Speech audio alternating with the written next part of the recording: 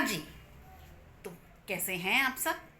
मेरे संसार के सभी सदस्यों को, समस्त प्रियजनों को मेरा प्रेम भरा दिल से राधे राधे, राधे राधे, राधे राधे। तो चलिए जी, पूरे उत्साह, उल्लास और ऊर्जा के साथ करते हैं आज की शुरुआत। सबसे पहले पकड़िए मेरा हाथ और चलिए मेरे साथ। कहाँ? आज हम चलेंगे रहस्य, रोमांच और खौफ की दुनिया में। आपको लेकर चलती हूँ, पकड़कर मेरा हाथ, चलिए मेरे साथ। रहस्य, रोमांच और थोड़ा सा डर अपने साथ लिए उस दुनिया में करते हैं प्रवेश। देखिए, मैं आपको यहाँ बताऊँ, बहुत समय से, लगभग पूरा दिसंबर, हम लोग 2026 की चर्चाएं, 2026 के मूलांक, 2026 की राशियाँ इत्यादि समस्त बातों के बारे में ही बातें करते रहे। पूरे वक्त वही चर्चाएं होती रहीं और कुछ करने का मौका ही नहीं मिला। इतना समय ही नहीं बचता था कि किसी और विषय पर चर्चा करें। अपने रहस्य रोमांच की दुनिया में अब वापस लौटने का समय आ गया है।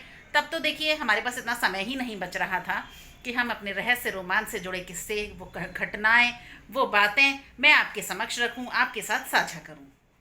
खैर, अब लगभग सारी चीज़ें संपूर्ण हो चुकी हैं भाई। 2026 में हम प्रवेश कर चुके हैं। सब चीज़ों की बल्ले बल्ले हो रही है, सब काम बहुत बढ़िया हो रहे हैं। अब करते क्या है?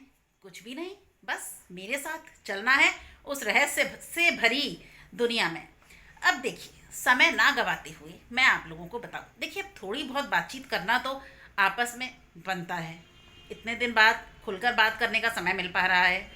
तो देखिए, आज मैं आपको जो किस्सा आपके समक्ष रखने जा रही हूँ, प्रस्तुत करने जा रही हूँ, वो देखिए, मुझे भेजा है राजस्थान कोटा से। वो हमारी ही एक परिचित हैं, जो हमारी वीडियोस देखती हैं, हमारी सब चीज़ें देखती हैं, हमारे बहुत समय से हम लोगों के साथ जुड़ी हुई हैं। और उन्होंने अपना ये किस्सा मेरे साथ साझा किया है और वो चाहती हैं कि ये किस्सा मैं आप सबके समक्ष प्रस्तुत करूं, आप सबके साथ साझा करूं। ये किस्सा किस्सा देखिए, जो है, ये जो घटना है, ये सत्य घटना है। उनके ही किसी अपने के साथ, उनके ही किसी परिचित के साथ बीती है, आप बीती है, जिसे मैंने कहानी का रूप दिया है। उनकी पूरी, जब उनसे पूरा किस्सा सुना, तब उसे कहानी में रूपांतरित किया है आप लोगों के समक्ष प्रस्तुत करने के लिए। तो चलिए, बिना समय गवाए शुरुआत करते हैं। देखिए, मैं आप लोगों को बताऊं, आज का एक किस्सा कोटा से है। कोटा राजस्थान का एक छोटा सा शहर। अब ये कहानी है प्रिया और आलोक की। प्रिया और आलोक और उनका बेटा, उनका 7 वर्षीय बेटा आदित्य। देखिए, बहुत बढ़िया परिवार, बहुत संभ्रांत फैमिली। किसी चीज़ की ईश्वर ने कोई कमी नहीं रखी थी। सब चीज़ें जैसे भगवान ने भर भर कर इस परिवार को दी थी। आलोक का बहुत लंबा चौड़ा कारोबार था। आलोक अपने काम में पूरी तरह व्यस्त। घर में किसी चीज़ की कोई कमी नहीं थी। संपन्नता, समृद्धि, संपदा, सब कुछ था उन लोगों के पास। अब प्रिया प्रिया देखिए, हाउसवाइफ थी। प्रिया अपने घर को सुबह से रात तक, उसकी अंडरटेकिंग में सारे कर्मचारी काम करते, सब चीज़ें संभालते। प्रिया खुद भी बहुत एक्टिव रहती पूरा दिन। घर में लंबा चौड़ा घर था, घर में नौकर चाकरों की कोई कमी नहीं थी। और उसका छोटा सा बेटा आदित्य।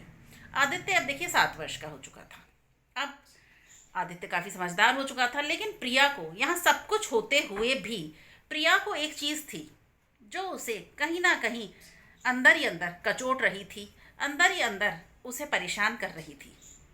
वो था, प्रिया अक्सर ये बात सोचा करती, ईश्वर का दिया हमारे पास सब कुछ है, छोड़कर एक वस्तु को, मात्र एक चीज़ के। प्रिया को एक बेटी की लालसा थी। प्रिया चाहती थी, एक बेटा तो है, एक बेटी की कमी भी पूरी हो जाए, ईश्वर उसे भी पूरा कर दें। सब कुछ तो है, बस एक छोटी सी कमी है, वो भी किसी तरह दूर हो जाए। लेकिन यहाँ मैं आप लोगों को बता दूँ, प्रिया अब दोबारा माँ बनने में सक्षम नहीं थी। देखिए, जब आदित्य का जन्म हुआ था, जब आदित्य के जन्म के समय प्रिया को कुछ इस तरह की अंदरूनी परेशानियां हो गई थी, कुछ इस तरह की दिक्कतें हो गई थी कि वो दोबारा माँ बनने में, दोबारा कंसीव करने में, दोबारा एक बार फिर गर्भ धारण करने में लगभग असमर्थ थी। प्रिया इसके लिए शारीरिक रूप से बिल्कुल भी सक्षम नहीं थी। अब प्रिया करे तो क्या करे? उसने आलोक से 2-4 बार इस बारे में बात की, लेकिन आलोक का फीका रिएक्शन, कोई इंटरेस्ट ना लेना।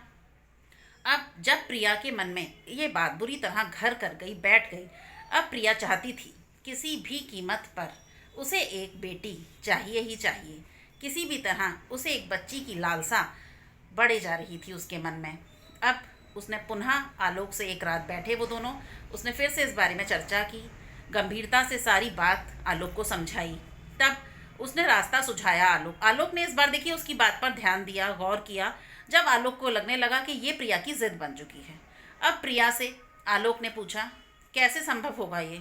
तब प्रिया ने आलोक को अडॉप्शन का रास्ता बताया। अडॉप्शन यानी बच्चा गोद लेने की प्रक्रिया। कहीं से भी बच्चा गोद लिया जाता है। कुछ लोग अनाथ आश्रम से लेते हैं, कुछ लोग अपनी रिश्तेदारी में, अपने परिचितों से, जैसे जिसको कन्वीनियंट होता है।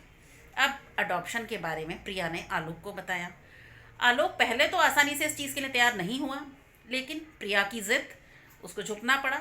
आलोक ने कहा ठीक है, पता करो कहीं अच्छे जो अनाथ आश्रम है, सब चीज़ें पता करो, फिर मुझे बताना। अब क्या था, प्रिया जुट गई अपने काम में। उसको तो जैसे आलोक की स्वीकृति मिली, सब कुछ मिल गया। अब प्रिया दिन रात इस काम में लग गई। वो बड़े बड़े शहर के अच्छे से अच्छे अडॉप्शन सेंटर्स में के बारे में जानकारी एकत्र करने लगी, लोगों से कहने लगी, पूछने लगी। अब एक दिन किसी परिचित ने, उसकी किसी दोस्त ने उसको किसी अनाथ आश्रम के बारे में बताया, जो शहर का बहुत अच्छा बड़ा अनाथ आश्रम था। प्रिया वहाँ पहुँची। प्रिया देखिए पहली बार अकेले ही गई थी। प्रिया वहाँ पहुँची, बहुत सारे बच्चों से मिली, उसे बच्ची भी 5 साल 6 साल तक की चाहिए थी, इससे बड़ी नहीं, क्योंकि उसका बेटा आदित्य 7 साल का था। वो उससे छोटी बच्ची ही चाहती थी। पर प्रिया को अपनी कल्पना के अनुरूप कोई बच्ची वहाँ पसंद नहीं आई। तत्पश्चात प्रिया बेहद निराश मन से वापस आई। अब भी लेकिन उसकी एकत्र करना, छानबीन करना, जानकारियाँ जुटाना, वो उसका सिलसिला अब भी जारी था। प्रिया ने हार नहीं मानी थी। दिन रात यही चल रहा था। अब किसी ने बताया, जो जहाँ बताता, कभी उसके परिचित रिश्तेदार, कभी दोस्त, जो जहाँ भी बताता, प्रिया वहीं पहुँच जाती, सब चीज़ें खंगालने, देखने। कहीं लेकिन कोई बच्चा उसे पसंद नहीं आ रहा था। उसे एक्चुअली उसे लड़की ही चाहिए थी, वो भी 5 से 6 वर्ष तक। अब उसे कोई भी बच्ची अपनी कल्पना के अनुरूप नहीं लग रही थी। खैर, हर बार निराशा ही हाथ आ रही थी, पर प्रिया ने हार नहीं मानी थी। उसे पता था शुरुआत में ये सब होगा। खैर, लेकिन एक बच्ची को घर लाने की, एक बच्ची की माँ कहलाने की प्रबल इच्छा उसके मन में घर कर चुकी थी, जिसके लिए वो दिन रात मेहनत किए जा रही थी। अब एक दिन उसको किसी ने बताया, उसकी एक दोस्त ने ही बताया, किसी और अनाथ आश्रम के बारे में बताया कि वहाँ जैसा तुम चाहती हो, इस उम्र की बहुत सारी बच्चियाँ हैं, शायद कोई पसंद आ जाएगी। तब वो आलोक के साथ, इस बार वो आलोक को अपने साथ लेकर गई थी। वहाँ पहुँचे, तय समय पर बच्चियाँ देखीं, बहुत सारी बच्चियाँ, लेकिन नतीजा हर बार की तरह ज़ीरो। इस बार भी कोई बच्ची उसे पसंद नहीं आई। निराश होकर आलोक और प्रिया वापस आ गए।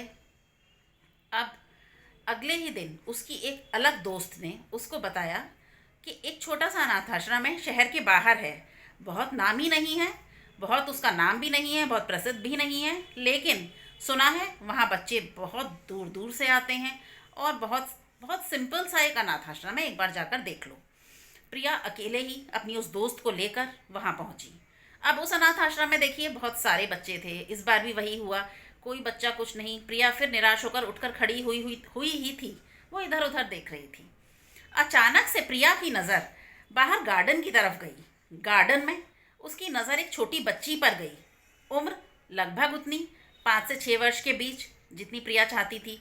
वो बच्ची एक छोटी सी पुरानी धुरानी डॉल के साथ खेल रही थी गार्डन में। अचानक से उस बच्ची ने बरबस ही प्रिया का ध्यान अपनी तरफ खींचा। प्रिया उसकी तरफ खिंची जा रही थी। अब उठकर अचानक ही, अनायास ही प्रिया गार्डन की तरफ चल दी। सब लोग, वहाँ मौजूद स्टाफ, उसकी दोस्त, सब लोग उसको देख रहे थे कि प्रिया कहाँ जा रही है। तभी प्रिया गार्डन में उस बच्ची के पास पहुँची। उसने उस बच्ची के कंधे पर हाथ रखा। बेटा, क्या नाम है तुम्हारा? बच्ची ने कोई जवाब नहीं दिया। जैसी लेकिन बच्ची मुड़ी, यहाँ देखिए उस बच्ची का गौर वर्ण, घुंघराले काले बाल और बड़ी बड़ी आँखें। प्रिया को जैसे उसकी कल्पना चरितार्थ होती हुई दिख गई थी। उसकी कल्पना बिल्कुल वैसी ही बच्ची जैसी उसकी कल्पना में थी, सामने खड़ी हुई थी। मानो प्रिया प्रफुल्लित होकर उछल पड़ी, जैसे वो सब कुछ उसे मिल गया था जो इतने समय से मात्र कल्पनाओं में था। उसने उस बच्ची के सर पर हाथ रखा, उसके पास बैठी, उससे पूछा, तुम्हारा नाम क्या है? पर उस बच्ची ने कोई जवाब नहीं दिया। प्रिया ने कहा, कुछ बोलोगी नहीं तुम? तभी उस बच्ची ने बहुत झटके से प्रिया का हाथ झटका और वहाँ से भाग गई अपनी उस डॉल को लेकर। अब प्रिया एकटक उसे देखती रही। तभी वहाँ अनाथ आश्रम का स्टाफ, उसमें से एक महिला आई और उसने कहा, मैडम आप इस बच्ची के पीछे मत पड़िए, इसकी तरफ कोई ध्यान मत दीजिए, क्योंकि ये बच्ची किसी से कोई बातचीत नहीं करती है। आइए आप अंदर चलिए। प्रिया का मन तो लेकिन लग चुका था उस बच्ची के पीछे। अब वो अंदर ऑफिस में आई। वहाँ जाकर उसने बताया, आप लोगों ने मुझे इतनी बच्चियाँ दिखाई, लेकिन वो बच्ची क्यों नहीं दिखाई? वो बच्ची जो सबसे अलग है और बिल्कुल वैसी ही जैसी मैं चाहती थी। लेकिन उसने मेरी किसी बात का जवाब नहीं दिया, कोई बातचीत नहीं करी। तब उन्होंने कहा, देखिए हम उस बच्ची को किसी से मिलवाते भी नहीं हैं, किसी के समक्ष प्रस्तुत भी नहीं करते हैं, क्योंकि वो बच्ची कुछ कुछ महीने पहले ही यहाँ आई है और वो जब से आई है वो यहाँ के मैनेजमेंट से, यहाँ के स्टाफ से, यहाँ के लोगों से और बच्चों से किसी से कोई बात नहीं करती है। बस समय पे उसको खाना दिया जाता है, वो अपना खाना खाती है, अपना डेली रूटीन फॉलो करती है, लेकिन वो बातचीत किसी से भी नहीं करती है। सिर्फ एकांतवास में ही रहती है, हर वक्त चुपचाप रहती है। उसका खिलौना मात्र उसकी एक डॉल। तो आप उसके चक्कर में मत पड़िए, क्योंकि आप उसके साथ नहीं मैनेज कर पाएंगी। वो बच्ची किसी को पसंद नहीं करती, किसी से कोई बातचीत, कोई कम्युनिकेशन उसका नहीं होता सुबह से रात तक। अब ये बातें प्रिया को बहुत अजीब लगी। प्रिया को समझ नहीं आ रहा था करे तो क्या करे। लेकिन तभी प्रिया की दोस्त ने कहा, छोड़ो हम किसी और आश्रम में चलेंगे, रहने दो। लेकिन प्रिया कहाँ मानने वाली थी, उसको तो भाग गई थी वो छोटी सी बच्ची। खैर उसने बहुत अनुनय विनय किया, उन लोगों को समझाया, वहाँ के स्टाफ को समझाया किसी भी तरह कि वो राज़ी हो जाए, क्योंकि चाहिए तो उसे अब वही बच्ची थी जिसने उसका मन मोह लिया था, जिस पर वो मंत्रमुग्ध हो गई थी पूरी तरह। खैर प्रिया की ज़िद के आगे, उसके इतने बड़े बड़े कमिटमेंट्स के आगे, उसकी सब चीज़ों के आगे, उन इतनी भरोसा जो प्रिया उन लोगों को दे रही थी उस बच्ची के साथ मैनेज करने का, उसे अपने साथ एडजस्ट कराने का, स्टाफ को भी झुकना पड़ा। उन लोगों ने कहा, ठीक है आपकी जैसी मर्ज़ी, लेकिन हमने इसके बारे में आपको सब कुछ बता दिया है, इसका कैसा बिहेवियर है, कैसा इसका एटीट्यूड है, आगे आप हमें कंप्लेन नहीं कर सकती हैं। प्रिया राज़ी थी। घर आकर उसने आलोक को इस बारे में बताया। अगले ही दिन आलोक और प्रिया सब लीगल फॉर्मेलिटीज़ पूरी करने के लिए आश्रम पहुँचे। वहाँ से उस बच्ची को बुलाया गया। प्रिया ने उसका हाथ पकड़ा बेहद प्यार से। अब देखिए प्रिया ने उसको नाम दिया था पीहू, क्योंकि वो तो अपना कुछ नाम बता नहीं रही थी, और वहाँ का जो मिला नाम था उससे प्रिया को लेना क्या। प्रिया ने अपनी उस 5 से 6 वर्षीय बेटी को नाम दिया था पीहू। पीहू। प्रिया ने उसका हाथ पकड़ा, लेकिन देखिए इस बार पीहू ने प्रिया का हाथ झटका नहीं। वो चुपचाप, जैसे प्रिया उसको अपने साथ गाड़ी तक लेकर आई, वैसे ही पीछे पीछे आ गई प्रिया के। तत्पश्चात आलोक और प्रिया पीहू को लेकर घर आए। घर आकर पीहू का परंपरागत तरीके से स्वागत किया गया, जैसे एक नए मेहमान का घर में किया जाता है। प्रिया ने उसको बताया कि पीहू बेटा, ये तुम्हारा नया घर है, अब तुम यहीं रहोगी और हमारे साथ, अपने मम्मी पापा के साथ सबसे मिलवाया। घर में जितने भी नौकर चाकर थे, जितने भी कर्मचारी थे, साथ ही आदित्य, स्कूल से आ चुका था आदित्य, उससे भी मिलवाया। सबसे मिली पीहू, लेकिन नो रिएक्शन, किसी भी तरह के कोई रिएक्शन नहीं थे पीहू के, कोई एक्सप्रेशंस नहीं थे किसी को भी देखकर। अब एंड में प्रिया की देखिए यहाँ एक सबसे भरोसेमंद कर्मचारी थी, जो किचन में, जो उसकी मेड थी, जो पूरा किचन, पूरा घर प्रिया का संभालती थी सुबह से लेकर शाम तक। उसका नाम था कांति। कांति जब घर बाजार गई हुई थी, कांति घर पर नहीं थी, लेकिन जब कांति वापस लौटी, प्रिया ने जब उसको पीहू से मिलवाया, तो मानो कांति ने कुछ अजीब नोट कर लिया था। कांति बिल्कुल भी सहज नहीं थी पीहू से मिलने के बाद। कांति बहुत असहज, असामान्य हो गई थी जब वो पीहू से मिली। तब पीहू भी उसे जैसे खा जाने वाली नज़रों से घूर रही थी, और कांति जैसे उसके साथ खड़ा होना भी कांति को गवारा नहीं था। कांति तेज़ कदमों से किचन की तरफ भागकर आ गई। तभी प्रिया को थोड़ा अजीब लगा, क्योंकि कांति तो बहुत प्रेम से रहने वाली, बहुत ही ममतामयी लेडी थी। तब प्रिया उसके पीछे पीछे आई। उसने कहा, क्या बात है कांति? तुम पीहू के साथ इस तरह रिएक्ट क्यों कर रही थी? तब कांति ने कहा, मैडम, मुझे कुछ अच्छा फील नहीं हो रहा है, मुझे कुछ आभास हो रहे हैं जो सकारात्मक नहीं हैं। आप सब कुछ पता कर कर लाई हो ना इस बच्ची को घर में। तब प्रिया ने कहा, तुम अपने वही पुराने विचार और पुरानी बातों में उलझी रहती हो कांति, इसीलिए तुम्हें ऐसा लग रहा है। बहुत प्यारी बच्ची है और बहुत छानबीन के बाद, खोजबीन के बाद मिली है। मैं सब कुछ पता कर कर ही उसको लाई हूँ। अब देखना सब कुछ ठीक हो जाएगा। सब लोग उससे मिल लिए थे। कांति प्रिया की बात सुनकर अपने काम में लग गई। खैर, पीहू को उसका रूम दिखाया गया। पीहू के रहने की व्यवस्था आदित्य के कमरे में ही की गई। एक और बेड लगवाया गया। दोनों भाई बहन एक साथ रहेंगे, आराम से एडजस्ट करेंगे। जल्दी से जल्दी पीहू सामान्य होगी घर के वातावरण के साथ, ऐसा प्रिया का सोचना था। लेकिन क्या वाकई सब कुछ सामान्य हो जाना था? आराम से एडजस्ट कर लेना था पीहू को? क्या सब कुछ ठीक रहना था? पीहू के बाद घर में अब कदम पड़ चुके थे पीहू के।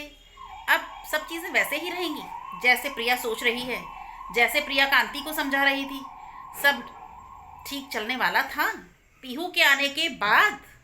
भाई, अब ये तो कहानी का अगला भाग तय करेगा कि अब उस घर में, प्रिया आलोक के घर में, क्या क्या अनिष्ट, नकारात्मक और हैरत अंगेज होने को धरा था अगले कुछ दिनों से, क्योंकि पीहू के कदम, शुभ चरण उनके घर में पड़ चुके थे। क्या वाकई ऐसा कुछ होगा? भाई, ये तो देखिए, मुझे भी नहीं पता। ये तो कहानी का अगला भाग तय करेगा, क्योंकि समय सीमा पूरी तरह समाप्त। मुझे दीजिए इजाज़त, मिलती हूँ आपसे कल कहानी के अगले भाग के साथ। लेकिन अपने रहस्य और रोमांच को कम मत होने दीजिएगा, क्योंकि जैसे जैसे आपका रहस्य बढ़ेगा, रोमांच बढ़ेगा, आपका खौफ भी बढ़ेगा। तो चलिए जी, मुझे दीजिए इजाज़त, मिलती हूँ आपसे कल कहानी के अगले भाग के साथ। तब तक के लिए जय जय श्री राधे, जय जय श्री राधे, जय जय श्री राधे। राधे राधे दर्शकों।